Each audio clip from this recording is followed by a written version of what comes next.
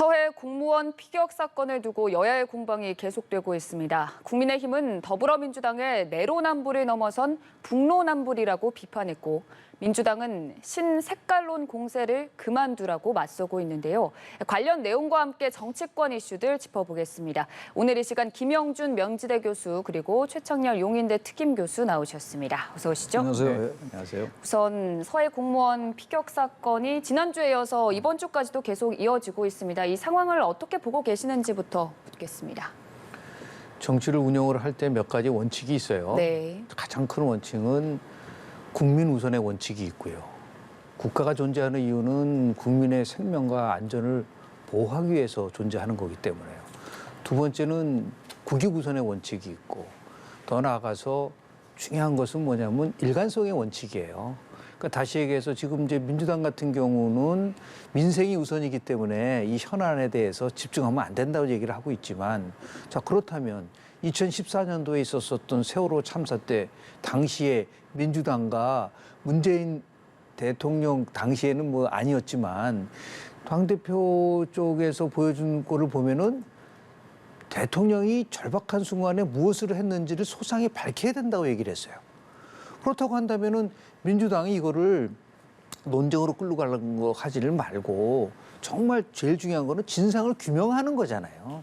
이 진상 규명하는데 앞장서야지 이걸 자꾸만 색깔론이라든지 아니면 정치 공방이라든지 이렇게 끌고 가는 거는 국민들 입장에서 봤을 때는 민주당이 그동안 질타받았었던 내로남불의 또 다른 형태를 보여주는 거기 때문에 지금 비상대책이 지금 시대에 있는 거 아닌가요?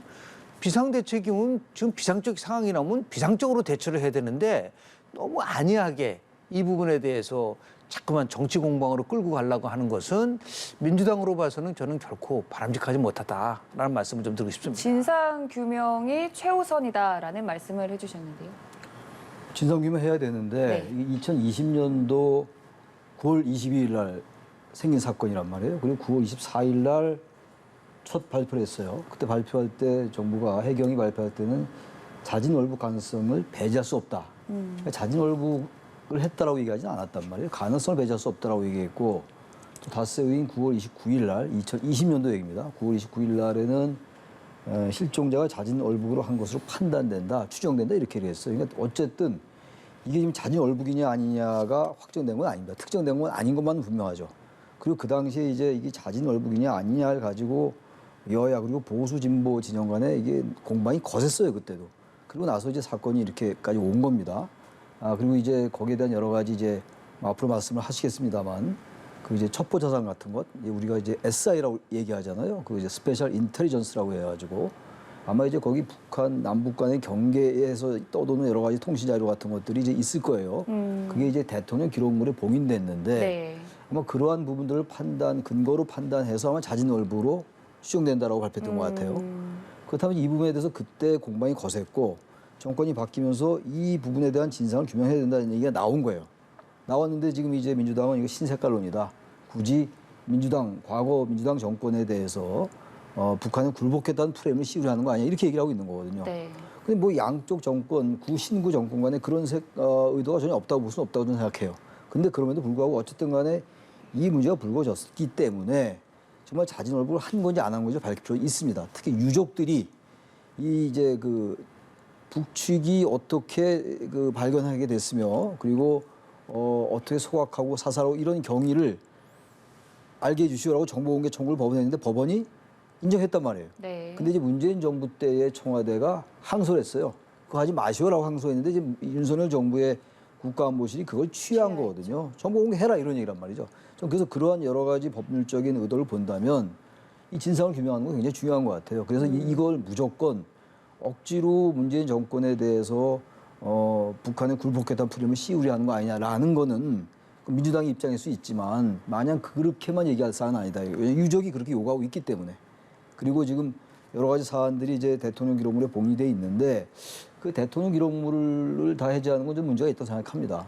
거기 이제 그 휴민트라는 거 있잖아요. 그 인적 자산을 기본으로 해가지고 정보 얻어내는 것, 뭐 이런 부분도 있을 것이고, 또 아니면 여러 가지 이제 뭐 항공기라든지 뭘 통해서 그 이제 감청한 자료가 있을 거예요. 근데 그걸 다 공개할 수는 없는 거죠.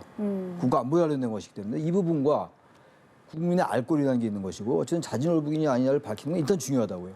윤석열 정부의 의도가 어찌됐건 그리고 지금 문재인 정권의 지금 우상호 지금 비대위원장의 말이 어찌됐건 간에 진상을 밝히는 게 맞단 말이죠. 그렇다면 이 부분을 방법이 몇 개 있단 말이에요. 국회 제적의원 3분의 2의 동의라든지 네. 서울고등법원장의 이제 영장 발부 이런 게 있는데 그게 이제 안 된다고 얘기하는 거거든요. 민주당은. 네. 이 부분에 대해서 계속 같은 공방을 하지 말고 같은 공방을 해봐야 다람쥐 쳇바퀴 얘기예요. 그렇다면 이 부분을 어떻게 여야가 공개를 할 것이냐 안 할 것인가.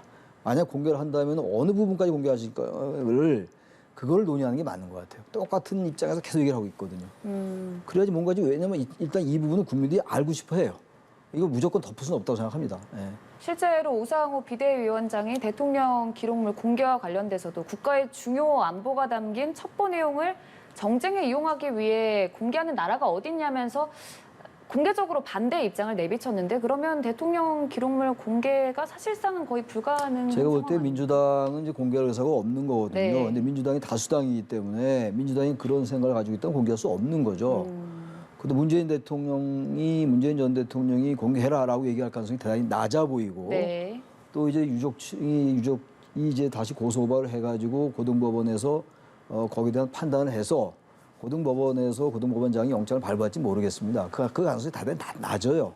그렇지만 이 부분은 그렇다고 마냥 그냥 국가 안보니까 덮자라고 하기엔 워낙 지금 주장이 다르거든요. 근데 이건 분명히 밝힐 필요가 있어요. 북한이 어쨌든 우리 공무원을 대한민국 국민을 사사로 소각했던 거거든요. 근데 그걸 무조건 월북이다라고 얘기하는 월북이냐 아니냐는 하늘과 땅 차이예요. 그걸 마냥 덮을 수는 없다고 생각합니다. 참 쉽사리 진행되지 못하는 상황인데 그래도 감사원이 해경과 국방부 감사에 착수를 했습니다. 이 관련 자료들만으로도 조금 진척이 이루어질 수 있을까요? 정상적인 절차에 의해서 국가의 중요한 정보를 열람할 수 있는 나름대로의 제도 장치는 돼 있어요. 네. 이제 감사원에서 이제 감사를 해서 필요하다고 판단이 되면은 검사를 요청할 수 있고 그래서 그 검사가 결국 이제 영장을 포함해서 어떠한 나름대로의 조건을 맞추게 되면은 기록물을 열람할 수 있는 부분들이 있는데요. 중요한 것은 이것을 제대로 하기 위해서는 이제 미국 같은 경우에는 의회가 청문회로 시작해서 청문회로 끝납니다. 네. 미국은 4개의 청문회가 있는데 조사청문회, 인사청문회, 감사청문회, 그리고 입법청문회가 있어요. 이거는 100% 조사청문회의 대상인 거예요. 그러니까 우리나라 왜 국정조사라는 게 있죠? 이 중요한 현안에 대해 있으면 국회가 그 당시에도 국정조사를 열어서 무엇이 문제인가를 잘 나름대로 했어야 되는데 국회가 직무를 유기한 겁니다. 그러니까 지금도 늦지 않았어요. 필요하다면은 국회 차원의 조사를 해서 이 부분이 정말 월북인지 아닌지를 포함해서 더 중요한 거는 이거죠. 처음에 국방부가 발표를 했을 때 북한이 대한민국 우리 국민이죠. 국민을 불태워서 시신을 불태웠다고까지 하면서 만행이라고 했다가 벼랑과 이틀 후에 정정을 했어요. 그러니까 소각 추정이라고 밝혔는데 그 상황 속에서 국가안보실이 지침이 내렸다라는 말이 지금 나오고 있단 말이죠. 더 나아가서 민정수석실이 조사를 하면서 지시를 내렸었잖아요. 이 분의 나름대로의 여러 가지 사상과 관련된 부분들을 조사를 하라. 이렇다고 한다면 이거는 엄청난 나름대로 권력 남용이에요. 이런 부분에 대해서도 조사를 해야지만이 되는 게 아니냐. 그리고 더 나아가서는 그렇게 세월호 때 국민의 안전과 생명을 강조했었던 민주당 정부라면은 지금 법원에서 자료를 공개하라고 판결을 내렸으면 그걸 따라갔어야죠. 그걸 항고해가지고 결국은 대통령 지정물에다가 딱 봉해놓고 15년 동안 못 보게 했다라는 거. 무엇이 두려워서 그렇게 했느냐라는 질타를 받을 수밖에 없어요. 그러니까 지금이라도 이 부분에 대해서는 여야를 넘어 색깔론의 차원이 아니에요. 국가가 존재할 때 국가 권력이 과연 어떻게 작동됐는지에 대한 거는 중요한 나름대로의 우리 국민들이 알 권리가 있는 거죠. 이런 부분들을 무조건 공방이라고 해가지고 덮을 수 있다? 못 덮습니다. 진실은 결코 침몰되지 않는다. 그런 의미에서 저는 민주당이 생각을 빨리 바꿔야 된다. 이런 식으로 계속해서 정부와 대립하면서 자기네들은 항상 옳았다는 식으로 가서 5년 만에 정권 뺏겼는데 이 정권 뺏긴 정당치고는 너무 이 부분에 대해서 안이하게 대처를 하고 있고 그런 거를 하라고 비상대책이 만든 거 아니에요? 그런데 비상대책위원장이라는 사람이 나와가지고 한다는 말이 민생이 중요하니까 이거는 그렇게 큰 현안이 아니다라고 얘기한다면 모든 것이 다 민생의 우선이라고 한다면은 정의가 어디 있고 법치가 어디 있을 수 있겠습니까? 굉장히 잘못된 인식을 갖고 있기 때문에 저는 지금이라도 민주당이 이 부분에 대해서 완전한 나름대로의 대전환을 이뤄서 국가와 국민을 위한 거라면 민주당 정부도 민주당 정당도 적극적으로 협조하겠다 이런 식으로 나오지 않는 이상은 국민들로부터 계속해서 민주당 지지가 계속 좀 추락하고 있잖아요. 더 추락할 수도 있다라는 거를 경고를 많은 쪽에서 지금 주장하고 있기 때문에 이게 단순한 공방의 차원이 아니다. 국가의 존립, 더 나아가서 국가의 권력, 그리고 우리가 얘기한 국익, 인권, 그렇게 인권을 강조했었던 문재인 대통령이 대한민국 국민의 인권이 지금 이런 식으로 시신이 불태운 데서 침묵하고 있다는 게 도대체 받아들일 수 있는가요? 그분을 과연 인권 대통령이라고 얘기할 수 있나요? 그런 비판을 받을 수 있기 때문에 이 부분은 그냥 간단한 일이 아니다라는 거를 말씀을 좀 드리고 싶습니다.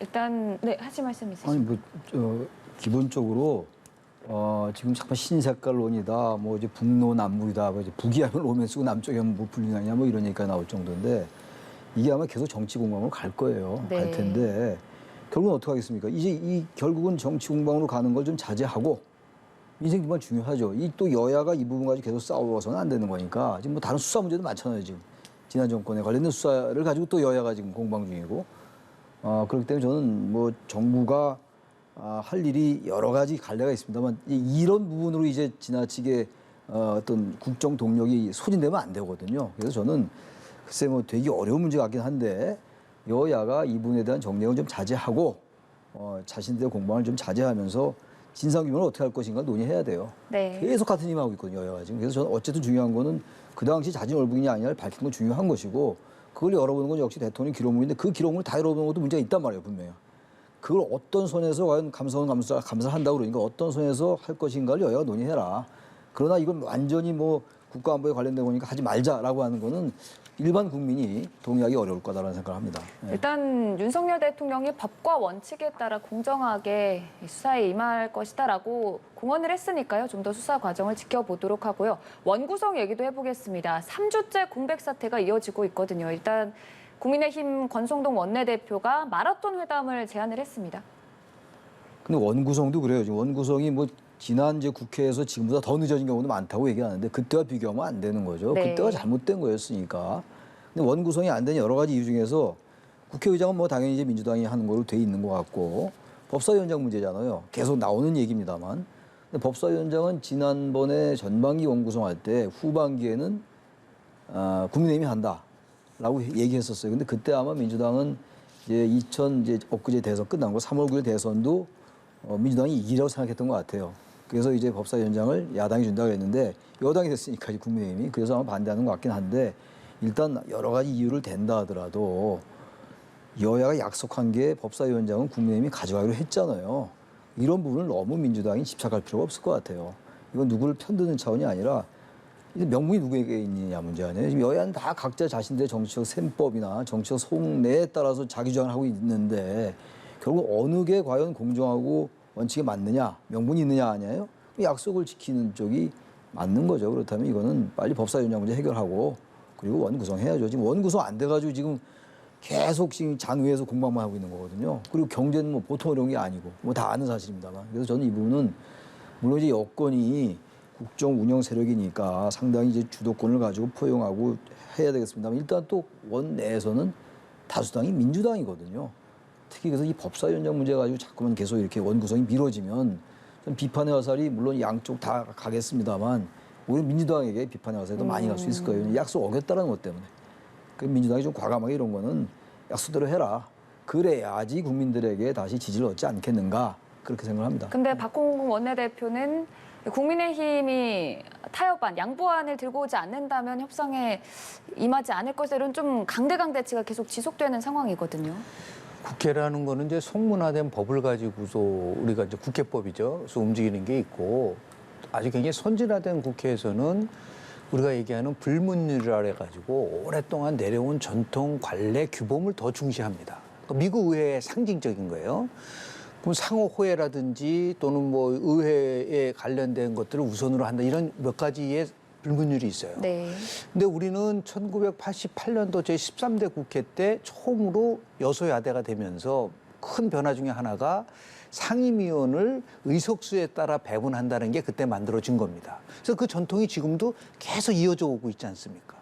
그리고 우리가 2004년도 18대 국회에서부터는 야당에게 법사위원장을 주자란 거를 우리가 그동안 지켜왔었던 거죠. 그러면 이거는 오랫동안 내려온 거를 지켜야지 의회가 여러 가지 상황 속에서 원만하게 진행될 수 있는 것인데 그런 관례나 규범을 파괴시키든지 훼손시키면은 그건 의회 과정을 오히려 더 무너뜨리는 거란 말이에요. 그렇다고 한다면 합의를 본 거가 결국은 법사위원장을 오랫동안 야당이 맡고 그리고 지난번 회의에서도 작년에도 야당에다 몫을 주겠다라고 했으면 그걸 지켜야죠. 그런데 자신에게 유리한 거는 합의를 지키라고 얘기하고 특히 검수완박과 관련돼서는 왜 야당 보러 합의를 안 지켰느냐 그때 그렇게 얘기를 하면서 자기네가 이제 야당이 되니까 그때 합의했었던 거는 무효라고 얘기한다고 한다면 이건 국민들이 어떻게 야당, 특히 민주당을 믿을 수 있겠나요? 그래서 이거는 단순한 법사위원장을 누가 맡느냐 안 냐를 넘어서서 국회가 국민들로부터 신뢰를 회복할 수 있고 빨리 국회를 정상화시켜서 경제 문제와 관련돼서 필요한 입법이라든지 예산 문제를 처리하지 않은 상태에서 이런 식으로 질질 끌고 간다고 한다는 거는 다른 의도가 있는 게 아니냐. 정치적인 의도가 있는 게 아니냐. 그러니까 윤석열 정부를 처음부터 흔들어서 어려움에 봉착하는 것이 우리한테 유리하고 더 나아가서 지금 민주당 내에서 당권 경쟁이 굉장히 심화되고 있는데 이것을 어느 정도 희석화시키려고 하는 그러한 정치적 의도를 갖고 계속해서 이러한 그 상임위원장을 포함해서 원구성을 막고 있는 게 아니냐라는 비판을 받을 수 있는 가능성이 굉장히 높아요. 네. 그래서 민주당이 정말 왜 이렇게 자꾸만 과거에 민주당이 지키려고 했었던 가치들을 조금 더 세부적으로 지켜나가려는 모습을 보여줘야 되는데 참 안타깝다라는 말씀을 좀 드립니다. 근데 법사위 그 개혁 문제 아까 잠깐 말씀하셨잖아요. 이 법사위가 지금 이제 그 법률안, 체계, 자구심사 이 기능을 가지고 있어요. 네. 근데 지금 현재 그거 말고 게이트 키퍼 같은 역할을 하잖아요. 일단 법사위를 통과하지 않으면 본회의에 상정이 그렇죠. 안 된단 말이에요. 그래서 법사위가 너무 이 상원 같은 역할을 하니까 이게 문제다라는 건 여야가 공감을 가졌던 부분인데 지금 어쨌든 민주당은 국민의힘에게 법사위원장을 안 주겠다는 거고 주려면 법사위 기능을 대폭 더 축소해라. 근데 국민의힘은 그건 안 된다고 얘기하잖아요. 그러니까 이 부분은 아까 제가 말씀드린 것처럼 각자의 계산법이 있다 하더라도 법사위의 권한을 좀 축소하는 것에 대해서 국민의힘이 좀 전향도 나올 수 있을 것 같아요. 그래서 일단 법사위를 너무 과도하게 다른 여타 상임위 위에 군림하는 것 같은 것 이것에 대해서는 조금 양보를 하고 그 대신 법사위 좀 주시오. 라고 하면 좀 이렇게 풀릴 것 같아요. 어차피 우리 여야는 항상 자기들 욕심만 부리는 정당들이니까 그런 부분들 조금 더 합의하는 것도 국민의힘이 좀 생각해 볼 필요가 있다고 생각합니다. 권성동 원내대표도 이번 주 안으로 단판을 짓겠다라는 각오를 내비쳤으니까요. 이 부분도 조금 더 지켜보도록 하고요. 각 당 상황 얘기 나눠보겠습니다. 조금 전에 이준석 대표의 성상납 의혹과 관련된 국민의힘 윤리위 개최 일시가 정해졌습니다. 오는 22일 오후 7시에 열리게 될 텐데 이준석 대표는 낮은 징계 수위도 받아들일 수 없다라는 입장을 계속 내비치고 있거든요. 그리고 윤리위를 왜 구성하나요? 그런 교만한 행태를 보이니까 아니 그리고 자기 정치를 한다고 하면서 윤리위에 대한 모든 것을 받아들이지 않는다고 얘기를 하니까 이준석의 자기 정치라는 거는 결국 자기를 위한 오로지 자기만을 위한 이런 식의 거라고 오해를 받을 수 있잖아요. 윤리위에서 나오는 당헌 당규상에서 규정된 규칙에 따라서 뭐 당원권을 정지하든 징계를 하든 등등 있지 않습니까? 그런 부분들에 대해서 경고를 했는데 그 경고는 받아들이지 않겠다. 그거는 누가 그러한 것들을 할 수 있는 권한을 줬나요? 당대표에게? 없잖아요. 이런 면에서 보면 지금 그 이준석 당대표가 보이는 여러 가지 행태는 끊임없는 당내에서의 갈등 구조로 만들어가고 있잖아요. 지금 뭐 얘기하는 윤리 문제라들 포함해서 지금 뭐 민들레 모임과 관련돼서 충돌되고 그리고 안철수 의원과 관련돼서 있었던 여러 가지 최고위원 2명과 끊임없이 충돌과 끊임없이 갈등을 일으키면서 결국은 지금 윤리위의 판단을 앞둔 상태에서 보이지 않는 압박을 지금 하고 있는 거 아니겠습니까? 이거는 결국은 굉장히 잘못된 나쁜 정치를 갖고 있는 것이고 그것이 무슨 뭐 자기가 본인이 그랬었어요. 자기가 1년 동안 하면서 당내 민주화를 얘기를 했었고 더 나가서 새로운 정치를 가져갔다는데 그게 새로운 정치인가요? 전혀 안 맞는다. 그러니까 차분하게 결과를 기다리고 나서 그 결과가 나오면 거기에 맞는 행보를 하는 게 맞는 것이죠. 이전에 이런 식으로 해서 그러니까 지금 이항희 윤리위원장도 발끈해서 무슨 소리냐라고 얘기를 하고 있는 거 아니겠습니까? 그 사람은 누가 임명을 했죠? 이준석 당대표가 임명한 사람이에요. 이양희 1, 2위원장을. 그 1, 2위원장도 지금 반발하고 있는 상황이기 때문에 굉장히 제가 볼 때는 이준석 대표가 절박하구나. 굉장히 뭔가 좀 급하구나라는 걸 느낌을 주지 않을까. 이제라도 차분하게 결과를 지켜보고 나서 행보를 보이는 게 어떤가라는 생각이 합니다. 잠깐 언급해 주신 이양희 위원장의 입장문을 보면 윤리위 운영에 지장을 주는 부적절한 정치적 행위가 재발하지 않길 바란다라고 했습니다. 어떻게 해석하면 될까요? 그래서 이미 결국 이준석 대표의 성상납 의혹인데 게다가 이제 증거 인멸 의혹도 좀 있단 말이죠. 그래서 이 부분은 이준석 대표로서는 지금 대선도 이기고 지방선거도 이겼는데 그것도 아주 압승을 했는데 근데 이렇게 당대표에게 너무한 거 아니냐라는 생각을 갖고 있는 것 같아요. 그리고 또 그런 면이 없지 않아 있고 그 윤석열 이른바 친윤그룹과 이준석 대표와의 이제 갈등이 지금 당내에서는 국민의힘 내부에서는 좀 구조화되어 있는 것 같아요. 그런 뭐 이제 다른 측면, 정치공학적인 면이 하나 있고 어쨌든 그런 것들은 이 정치 영상에 다 깔려 있는 거니까 역시 중요한 건 아까 방금 전에 이제 그 자진 월북 여부에 대한 뭐 진상규명이 중요하다. 다른 걸 다 떠나서 그렇게 말씀드렸듯이 이 부분도 역시 이준석 대표가 성상납 의혹에 관련돼 있는가 없는가가 중요한 것 같아요. 이 부분은 김 교수님 말씀처럼 일단은 이준석 대표가 일단 당사자란 말이에요. 징계 대상자이기 때문에 자꾸 말을 하면 명분이 약해질 수밖에 없을 것 같아요. 그래서 20일 오후 7시라고 하니까 그 결과를 지켜보는 수밖에 없다. 그 전에 아무리 얘기한들 모르죠. 이 정치 당내의 윤리위원회이기 때문에 국회 특위가 아니라 뭐 윤리 특위가 아니기 때문에 이 부분도 세력 관계가 작동할 수 있어요. 정치권의 모든 건 세력 관계니까. 그럼에도 불구하고 진실을 완전히 덮을 수는 없는 거거든요. 그렇다면 정말 뭐가 진실인지 모르겠어요. 그래서 이건 당 윤리위도 지나치게 과도하게 이준석 대표를 겨냥해도 안 좋은 것이고 이 대표도 뭔지 모르지만 진상이 너무 이렇게 정치적 행위로 인식될 수 있는 뭐 이양희 위원장의 그런 발언처럼 그런 행동도 자제하는 게 맞다. 그래서 일단 기다려보고 그런 다음에 뭐 어떤 정치적인 그 당내 여러 가지 상황이 발생하겠죠. 그러나 지금으로서는 알 수가 없는 것이고 윤리는 윤리 나름대로 근거를 가지고 그 대신 근거 가지고 해야 되겠죠. 당대표를 억지로 끌어내리려 하거나 이래서 안 될 것이고 특히 친윤그룹과의 갈등이 저변에 깔려서 그런 정치적 의도가 개입돼서도 안 된다. 이거는 이 대표도 그렇고 윤리도 그렇고 정확하게 진상에 접근하는 그런 근거를 가지고 해야 된다고 생각합니다. 이제 이틀 정도 남았는데 그 징계 규정을 보면 제명, 탈당 권유 그리고 당원권 정지 경고로 4단계가 있습니다. 또 뭐 이준석 대표에게 유리한 결과가 나올 수도 있고요. 이 부분은 우리가 전망을 좀 해보자면요. 위험이도 나올 수도 있고요. 네. 그리고 징계가랑 아까 4가지 얘기를 했는데, 근데 징계가 나오면은 뭐 경고를 받든 당원권 정지를 하든 어떻든 간에 정치적으로는 내상을 입을 수밖에 없는 거죠.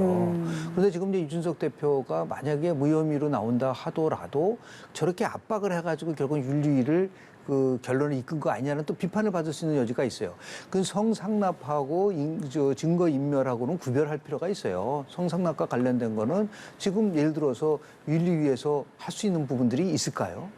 이거는 정말 고도의 나름대로 수사가 필요한 부분들인 네. 거고 다만 증거 인멸을 하기 위해서 김철근 정무실장을 보내서 각서를 쓰고 그런 이제 사실로 나왔단 말이에요. 이것은 다시 얘기해서 이준석 대표 입장에서 봤을 때는 나는 솔직한 얘기로 잘 모르는 거라고 얘기할 수도 있는 것이고 아마 알아보라 그러는데 그렇게 했다라고 얘기를 하니까 이게 아마 큰 쟁점이 될 것 같아요. 이 부분에 대해서는 이제 각자 나름대로 객관적인 사실을 근거로 해서 판단할 수 있는 나름대로의 근거가 있기 때문에 저는 성상납보다는 이 부분이 더 중점적으로 거론되고 있지 않을까. 그러면서 이것에 대해서 얼마만큼 나름대로 그 이준석 측에서 분명하게 납득시킬 수 있느냐 없느냐에 따라서 아마 판단할 수 있는 근거가 마련되지 않을까라는 생각이 좀 들고요. 빨리 이거는 마무리돼야 돼요. 22일 뭐 오후 7시라고 얘기를 하고 있지만은 어떤 형태든 간에 이걸 마무리해놓지 않으면 지금 얼마나 지금 굉장히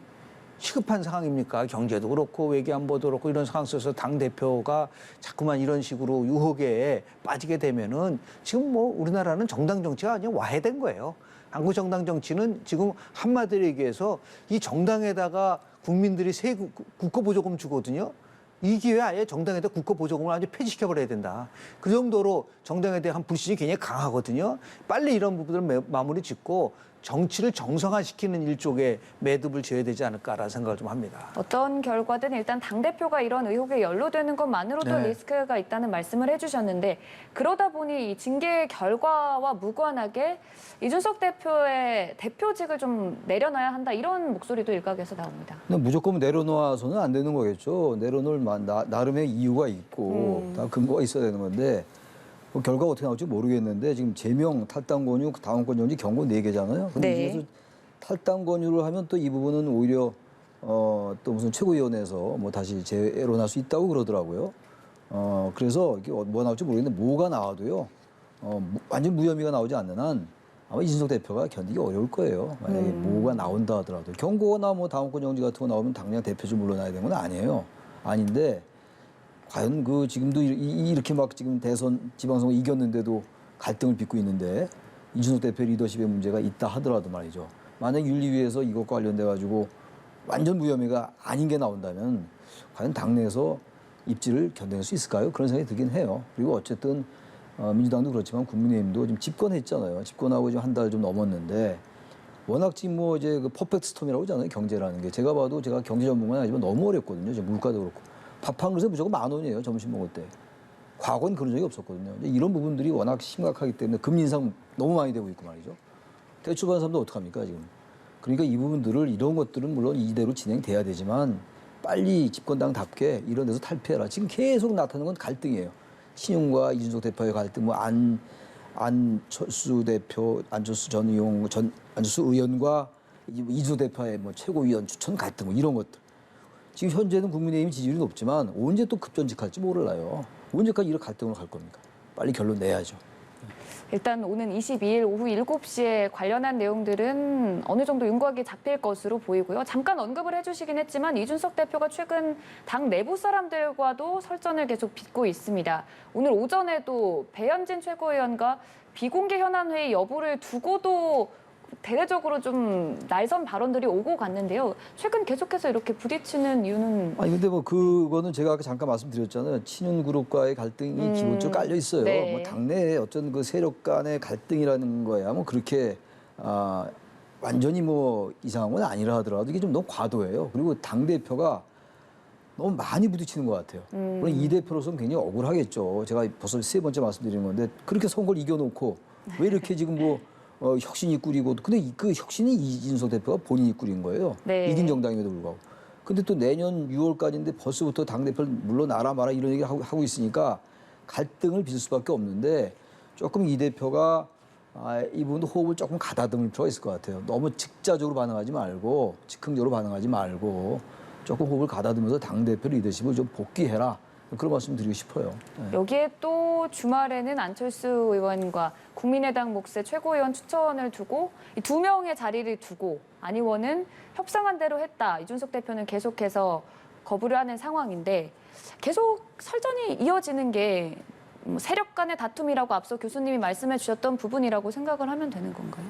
뭐 세력 간의 다툼이라고 볼 수도 있겠으나 저는 이준석 대표 개인이 갖고 있는 자신의 정치관에 대한 그런 것 같아요. 그러니까 쉽게 표현해서 이 대표의 인식 속에는 기존에 있는 정치권의 행태는 상당히 문제가 있다. 구태다라고 하고 이게 젊은 사람을 중심으로 하는 새로운 정치와는 맞지 않는다는 거를 깔고 있는 것 같아요. 그러니까 충돌을 하는 거죠. 그동안 오랜 기간 동안에 예를 들어서 지금 국민의힘하고 국민의당이 예를 들어서 합당을 했다고 한다면 합당 정신이 꺾여서 아니 안철수 의원이 2명을 하는데 누굴 임명하든 간에 그게 무슨 큰 의미가 있습니까? 그런데 왜냐하면 합당 정신이라는 게 선택권을 준 거기 때문에 그 선택권을 준 걸 가지고 하는 걸 가지고 되는데 그걸 또 꼬투리 삼아서 왜 국민의당이 사람이 아니냐를 가지고 한다고 한다면 글쎄요. 그게 큰 정치에서 보면은 포용력이라든지 또는 인내력이라든지 더 나가서 오랫동안 내려왔었던 지금도 보면은 배현진 최고위원이랑 또 갈등을 일으키고 막 그러지 않습니까? 네. 그러면서 보면 유화적이에요. 제가 볼 때는 아직 멀었구나. 그러니까 물론 이해는 가지만 제가 말씀드린 거로 그런 것들 자체가 나를 특정한 세력들이 나를 몰아내려고 한다라고 하는 것을 혹시 깔고 예를 들어서 지난번에도 그 한 번은 대선 과정 속에서 대표직을 물러나게 하려고 했었던 부분들이 있잖아요. 그게 여전히 그 트라우마로 남아있는 게 아닌가라는 생각이 좀 들어요. 그러다 보니까 매사 충돌할 수밖에 없게끔 돼 있는데 이제는 선거도 끝났고 공당의 대표고 내년 6월까지 이제 물론 윤리가 어떻게 나올지는 모르겠지만 임기가 보장된 당대표를 하면 좀 여유를 갖고 좀 인내심 있게 정치는 인내심을 갖고 하는 거예요. 자기가 마음에 안 맞다 하더라도 중요한 것은 정치에서 가장 중요한 거는 자기의 힘을 이용하는 것이 아니라 설득하는 겁니다. 그 뉴스테스트라고 하는 대통령학을 전공한 학자가 얘기한 것처럼 그동안 내가 당대표니까 내 권한대로 마음대로 할 수 있다. 그거는 힘이 있는 게 아니에요. 힘은 어디서 나오냐? 바로 설득에서 나온다는 거죠. 충분하게 갈등을 일으키고 있는 사람들을 자기가 설득할 수 있는 능력을 갖추지 못하면 갈등을 일으키지 말아라. 그게 오히려 당대표를 진행을 하면서 국민들에게 나름대로 안정감을 주는 것이지 이렇게 매사 갈등을 일으키니까 참 불안정하고 그리고 어떤 면에서 봤을 때는 자꾸 당대표로서의 기본적인 자기의 권한을 너무 막 쓰는 게 아니냐라고 하는 비판을 받을 수 있단 말이에요. 그러니까 이걸 한번 좀 각성할 수 있는 성찰할 수 있는 시간을 좀 가졌으면 좋지 않을까라는 생각을 좀 합니다. 근데 국민의당 몫으로 정점식 의원을 추천했거든요. 네. 정점식 의원은 안 의원하고 그렇게 가까운 사이가 아니에요. 과거 악연도 있고. 근데 안 의원은 그렇게 얘기 안 하는데 안철수 전 대표는 이거는 이준석 대표가 반발할 수 있어요. 사실은 이제 지금 왜냐하면 지금 모든 이제 이 갈등들이 많잖아요. 지금 배현진 최고위원과의 갈등도 그렇고 뭐 여러 가지 우리가 말씀 나눈 갈등들도 신용그룹과의 갈등이 저변에 깔려 있어요. 지난 대선 과정 속에서도 상당히 불화를 많이 빚었잖아요. 뭐 대선에서 이기긴 이겼고 봉합도 됐었습니다만. 근데 정 의원을 그 추천한 거는 권선호 원내대표도 그러지 말고 그냥 9명으로 해라. 네. 정 의원을 빼면 이제 9명이 되는 거거든요. 김윤 전 위원장은 그건 국민의당 몫이니까. 그런 부분들이 이 대표로서는 반발할 수 있는 건데 단지 반발하는 그 하나의 테크닉에 있어서 너무 갈등 양상을 비치는 건 분명히 있어요. 지금 말씀처럼.